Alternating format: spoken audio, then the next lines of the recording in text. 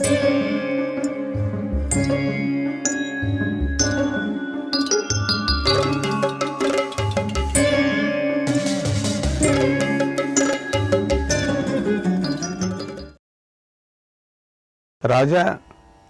ధర్మం చాలా సూక్ష్మమైంది. దాని మార్గాన్ని మనం తెలుసుకోలేం. కానీ పూర్వీకులు అనుసరించిన మార్గాన్నే మనం కూడా ఈ విషయంలో అనుసరిద్దాం. నమే వాగనృతం ప్రాహ నా ధర్మే ధీయతే మతిః ఏవం చైవ వదత్యంబా మమ చైతన్మనోగతం. నా మాట ఎప్పటికీ అసత్యం కాదు, పొల్లుపోదు. ఎప్పటికీ అధర్మం పైన నా బుద్ధి నిలవదు. ఈ విషయంలో నా తల్లి నన్ను ఇలాగే ఆదేశించింది. నా మనస్సు కూడా ఇదే సరి అయిన నిర్ణయమని తెలిపింది కూడా. ఓ రాజా, ఇది నిశ్చయంగా ధర్మ మార్గం, ఇందులో సందేహం లేదు. ఈ విషయంలో ఆలోచించవలసినటువంటి పని లేదు. ఈ ధర్మాన్ని అనుసరించు, ఆచరించు, ఇందులో నీకు ఏ సందేహం అక్కర్లేదు అన్నాడు. ద్రుపదుడు, ఓ యుధిష్ఠరా, నువ్వు కుంతీదేవి, నా పుత్రుడు దృష్టద్యుమ్నుడు కలిసి ఆలోచించండి. ఇంకోపారి మీ అమ్మతో ఆలోచించు. నా కొడుకు కూడా, ఆయన కూడా దగ్గర తీసుకొని ఆలోచించండి. మీరందరూ తగిన కర్తవ్యాన్ని చెప్పండి. రేపు మంచి రోజు, అందుకని చేయవలసినటువంటి కర్తవ్యాన్ని చేద్దాం అన్నాడు. తర్వాత అందరూ తమ తమ భవనాల్లో విశ్రాంతి తీసుకున్నారు. మరునాడు తెల్లవారింది. అందరూ నిత్య కర్మలను పూర్తి చేసుకున్నారు. మళ్ళీ అందరూ కలిసి ద్రౌపదీదేవి పెళ్లి విషయం మాట్లాడుకోసాగారు. సరిగ్గా ఆ సమయంలో అక్కడికి అనుకోకుండా శ్రీకృష్ణ ద్వైపాయన అంటే వ్యాస మహర్షి వచ్చాడు. అదే కదా మనకు కావలసింది. శ్రీకృష్ణాయ పరమాత్మనే నమః. ద్రుపదుడు ధర్మరాజుల మధ్యలో ద్రౌపది వివాహ చర్చ సాగుతోంది. అంతలో అక్కడికి వ్యాస భగవానుడు వచ్చాడు. అప్పుడు పాండవులు, ద్రుపదుడు అందరూ లేచి ఆయనకు ఎదురు వెళ్ళి స్వాగతం పలికి ఆయనకు నమస్కరించారు. వ్యాస మహర్షి వారి పూజను స్వీకరించి బంగారు పీటపై కూర్చున్నాడు. ఆయన అనుమతితో అందరూ తమ తమ ఆసనాల్లో కూర్చున్నారు. తర్వాత ద్రుపదుడు ద్రౌపది భర్త విషయం గురించి తేలాలని వ్యాస మహర్షిని ఇలా అడిగాడు. ఓ మహాత్మా, అధర్మం చేసిన పాపం అంటకుండా ఉండాలి.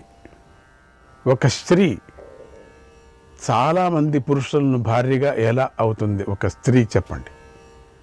ఇలాంటి పెళ్లి చేసుకోవచ్చా? ఇది న్యాయమేనా? ధర్మమేనా? దయచేసి నా ఈ ప్రశ్నకు సమాధానం చెప్పండి. నా మనస్సుకు శాంతి కలిగించండి అని అడిగాడు ద్రుపదుడు వ్యాసుడిని. అప్పుడు వ్యాసుడు, రాజా, ఈ ధర్మ విషయం అతి లోతైన విషయం. ఇది శాస్త్రీయమైన ప్రమాణాలతో కప్పబడి ఉంది. పైకి మాత్రం లోక విరుద్ధంగా కనిపిస్తుంది, వేద విరుద్ధం కూడా అనిపిస్తుంది. అందుచేత ముందుగా నేను ఈ ధర్మ విషయంలో సమాధానం చెప్పే ముందు మీ అభిప్రాయాలను చెప్పండి, నేను వాటిని వినాలనుకుంటున్నాను అన్నాడు. అప్పుడు ద్రుపదుడు, విప్రోత్తమ, ఒక స్త్రీ ఐదుగురిని పెళ్లి చేసుకోవటం అనేది అధర్మం అని అనిపిస్తుంది. ఇది లోకధర్మానికి వేద ధర్మానికి కూడా విరుద్ధంగా ఉంది. చాలామంది పురుషులకు ఒకే స్త్రీ భారీగా ఉండదు కదా. ఇది ఎలా ధర్మం అవుతుంది? పూర్వకాలంలో ఈ ధర్మాన్ని ఏ మహాత్ములు ఆచరించలేదు కనుక ఇది అధర్మం. విద్వాంసులు ఇటువంటి అధర్మాన్ని ఎప్పుడూ ఆచరించకూడదు కదా. ఇది లోక విరుద్ధమైన పని, లోకం ఒప్పుకోదు. కనుక ఈ పెళ్ళికి నేను ఒప్పుకోను. 5గురికి ద్రౌపదిని ఇచ్చి పెళ్లి చేయను. ఈ కార్యం ధర్మమే అంటే మాత్రం నాకు చాలా సందేహంగా ఉంది. నా ఈ ప్రశ్నకు సమాధానం చెప్పండి అన్నాడు. నేను మాత్రం ఇవ్వను, నాకు చాలా అనుమానంగా ఉంది. ఇది ఎక్కడన్నా ఉందే? 5 మందికి పెళ్లి చేసి ఇవ్వటం నా కూతుర్ని, ఇది ఎక్కడన్నా ప్రపంచంలో ఉందే? ఇది లోక విరుద్ధం. రేపు పొద్దున లోకం ఏమనుకుంటుంది? ద్రౌపది వంశం ఏమవుతుంది? మీ వంశం ఏమవుతుంది అని తన యొక్క అభిప్రాయం చెప్పాడు. తర్వాత దృష్టద్యుమ్నుడిలా తన సందేహాన్ని తెలిపాడు. ఓ మునీంద్ర, మీరు విప్రులు, తపోధనులు, మీరే ఈ సంశయాన్ని తీర్చగలరు. పెద్దవాడు తమ్ముడి భార్యను తన భార్యగా ఎలా స్వీకరిస్తాడు? పెద్దవాడు ఎట్లా స్వీకరిస్తాడు? తమ్ముడి భార్యను ఎట్లయినా స్వీకరించడానికి అవుతుందా? ధర్మం అతి సూక్ష్మమైంది, దాని గతిని ఎవరూ తెలుసుకోలేరు కదా. కనుక ఈ ధర్మాధర్మ విచారణను మేము చేయలేం, మా చేత కాదు. నాకు తోచింది చెప్తున్నాను. తమ్ముడి భార్యను అన్న ఒప్పుకోకూడదు. మాకు తెలిసింది ఒకటే, ద్రౌపది 5గురికి భార్య కావటం కుదరదు. దృష్టద్యుమ్నుడి యొక్క అభిప్రాయం చెప్పేస్తున్నాడు. అందుకే వీరికి ద్రౌపదిని భార్యగా అర్పించటానికి మేము సందేహిస్తున్నాము అన్నాడు. 5 మంది పెళ్లి చేసుకుంటారు, ఎక్కడన్నీ కుదురుతుంది? ఇది ఎక్కడైనా మాటన ఉందా ఇది? ఈ మాటలు విని ధర్మరాజు ఇలా అన్నాడు. ఓ మహాత్మా, నా మాటలు ఎప్పుడు అసత్యాలు కావు కదా, నా బుద్ధి అధర్మం వైపు పోదు కదా. ఈ పెళ్లికి నా మనస్సు అంగీకరిస్తోంది. ఒక స్త్రీని 5గురు పెళ్లి చేసుకోవటం ధర్మమే అని నాకు తోస్తుంది. కనుక ఇది అధర్మం కాదు. నా మనస్సు ఇది అధర్మమని చెప్పటం లేదు. ఈ పెళ్లి విషయంలో అధర్మమనే ఊహే నాకు రావటం లేదే. పూర్వము చెప్తున్నాడు, ఒక ధర్మ సందేశాన్ని పెట్టేశాడు. ఇప్పుడు పూర్వము గౌతమ గోత్రికురాలు ధర్మపరురాలు అయినటువంటి జటిల అనే కన్య 7గురు ఋషులను పెళ్లి చేసుకుంది. అలాగే కండు మహర్షి పుత్రిక అయినటువంటి వార్ష్ణి 10 మందిని పెళ్లి చేసుకుంది. మేము తల్లి మాట పాటించాం. మేము గురోర్హి వచనం ప్రాహు ధర్మ్యం ధర్మజ్ఞ సత్తమ గురూణాం చైవ సర్వేషాం మాతా పరమకో గురుగు. ధర్మవేత్తల్లో శ్రేష్ఠుడా, గురువుల ఆజ్ఞ ధిక్కరించటానికి వీలు లేదు కదా. అది ధర్మబద్ధమై ఉంటుంది కదా. సమస్త గురువుల్లోనూ తల్లియే పరమగురువు అని చెప్పబడింది కదా. అటువంటి తల్లి మీరందరూ భిక్షలాగానే ఈమెను కూడా సమానంగా పంచుకోండి అని ఆదేశించింది. అందుచేత మా 5గురితోనూ జరిగే ఈమె పెళ్ళి ధర్మమే అయి ఉంది, ఇందులో సందేహం లేదు అన్నాడు. తర్వాత కుంతీదేవి చెప్తుంది, ఓ మహాముని, ధర్మరాజు ఎప్పుడూ ధర్మాన్ని ఆచరిస్తాడు. ఇతడు చెప్పినదంతా సత్యం. నేను ఇలాగే ఆదేశించాను కూడా. నాకు అసత్యం అంటే చాలా భయం. నన్ను ఎలాగైనా అసత్యం పాపం నుండి రక్షించు, తగిన ఉపాయాన్ని చెప్పు అంది.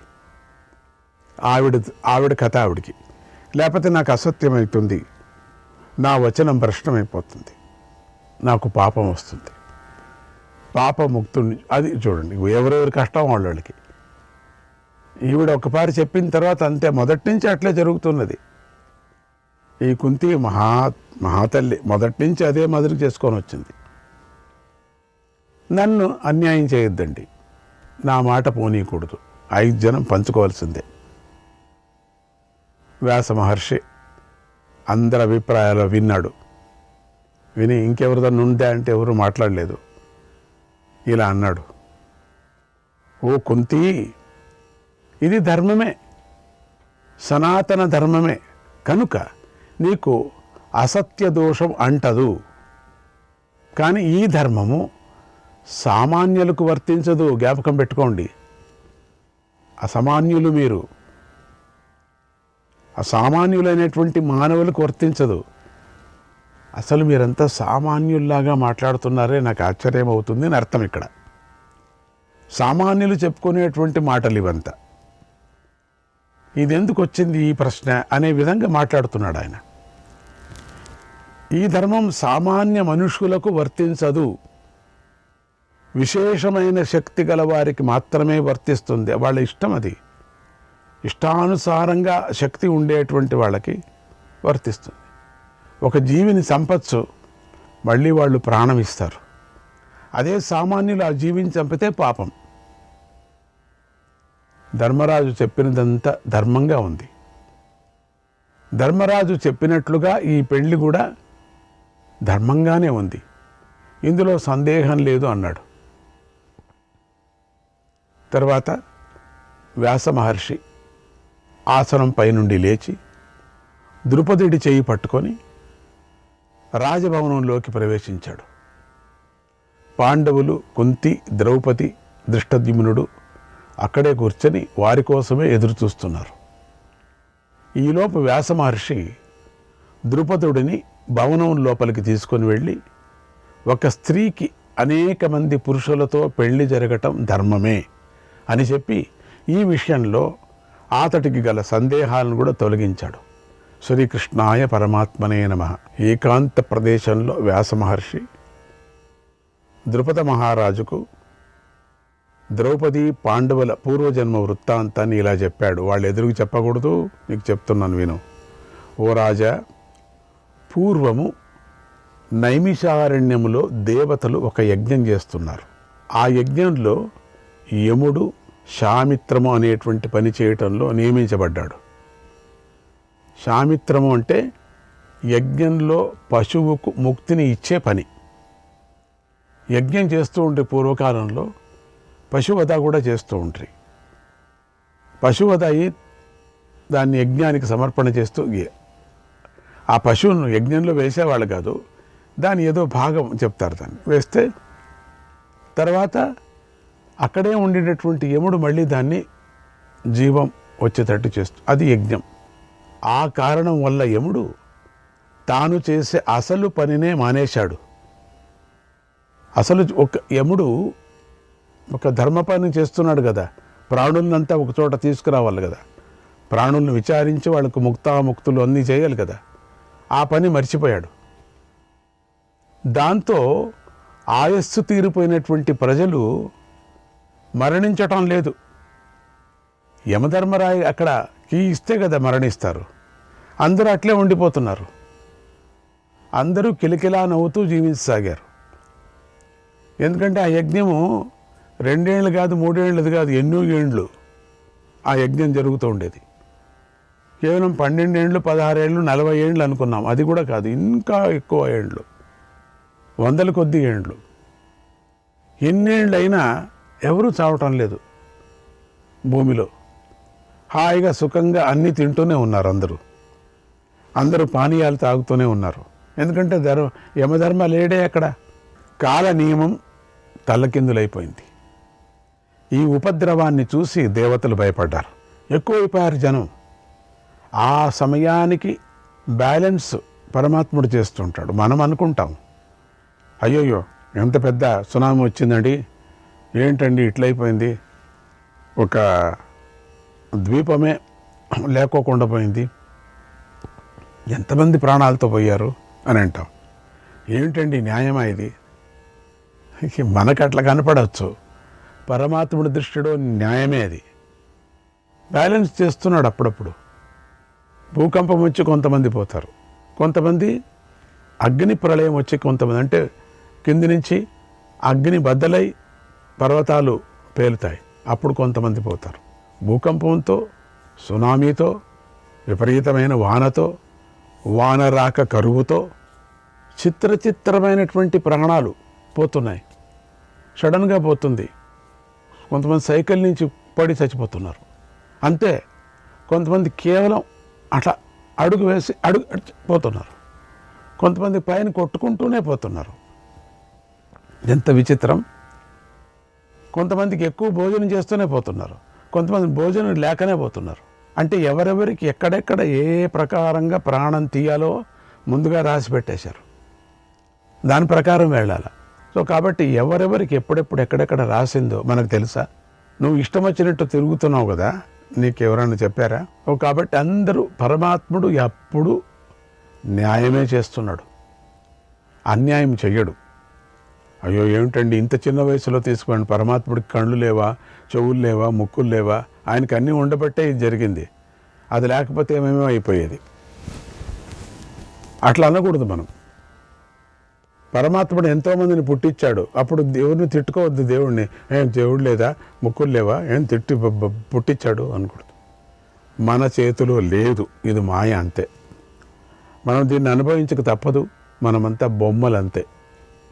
నువ్వు ఏమే చెప్పు, ఆధ్యాత్మ రీతిలో నువ్వు ఎంతగా తిట్టుకో, ఈ కథలంతా కట్టమ్మ కథలు, కుట్టమ్మ కథలు అని చెప్పి ఇంకా జరుగుతున్నదో ఇప్పుడు అవుతున్నదో. నువ్వు కట్టమ్మ కుట్టమ్మ కథలు అని చెప్పినప్పటికీ కూడా గూబమ్మ కథలు, గుచ్చమ్మ కథలు అని చెప్తున్నావు కదా, ఈ జరుగుతున్నదో ఇప్పుడు కథలు. అందుకని ఇప్పుడు ఎవరికెవరో ప్రపంచంలో చెప్తూ ఎవరికెవరో యమునా తీరే అని అంటూ ఉంటారు కదా, ఇప్పుడు అయిపోయింది ఆ పని. ఎందుకంటే మనమే చేసుకున్నటువంటి పని. ఇన్ని సుఖశాంతులు కావాలని చేసుకున్నాం కాబట్టి ఈ సుఖశాంతుల్లో ఏదో ఒకటి మనకు అపాయం తప్పదు కదా. ఇవన్నీ మనం యోచన చేసుకోవాలి కదా. సుఖానికి ఎంత దూరం మనం దగ్గర వెళుతున్నామో అంత దూరం పడేస్తాడు పరమాత్ముడు. అంతా వాడి చేతిలో ఉంది, ఎవ్వరు ఏం చేయటానికి వీలు. ఇది మాయ. నువ్వు ఎంతైనా తిట్టుకో, ఆధ్యాత్మికంగా మహాత్ములను తిట్టుకో, గురువుగారిని తిట్టుకో, దేవుణ్ణి తిట్టుకో, అది జరిగేది.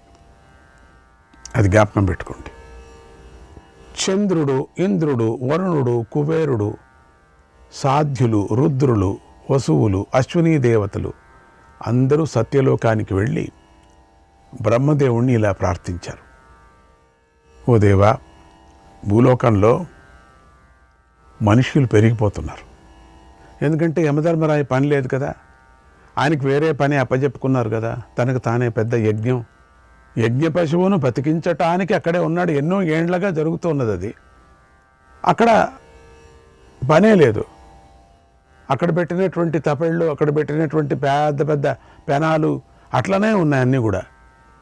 నూనె ఎంత కొత్త ఉంటుంది, దాంట్లో వేయాలి కదా మనుషుల్ని, పాపం చేసిన వాళ్ళను. శ్రీకృష్ణాయ పరమాత్మనే నమః.